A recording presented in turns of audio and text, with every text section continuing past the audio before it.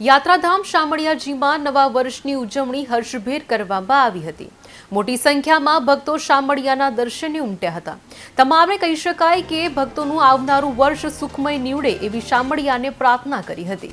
આ પ્રસંગે ભગવાન શામળિયાને અનોખી રીતે કહી શકાય છે કે આ શણગાર કરાયો હતો અને દૂર દૂર સુધી વૈષ્ણવોએ કહી શકાય કે આ પ્રકારે શામળિયાજીના દર્શન કરીને ધન્યતા અનુભવી હતી। નવા વર્ષના દિવસે વિક્રમ સંવત 2081ના બેસતા વર્ષના દિવસે અમે ગાંધીનગરથી શામળિયાલાલના દર્શન કરવા માટે આવ્યા છીએ।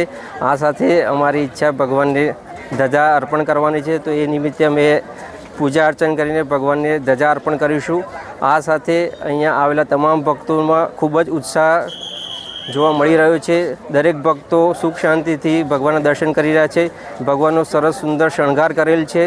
દરેક ભક્તો લાઇનમાં ઊભા રહી દર્શન કરી ભગવાનના આશીર્વાદ મેળવી રહ્યા છે। આ સાથે શામળાજીના અલૌકિક પર્વતોની વચ્ચે આવેલી આ રમણીય જગ્યાએ લોકો ધન્યતા અનુભવી રહ્યા છીએ।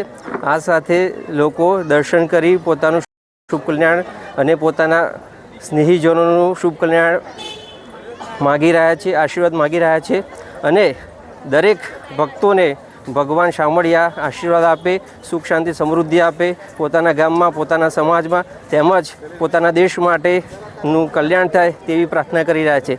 ભગવાન શામળિયા સૌનું ભલું કરે।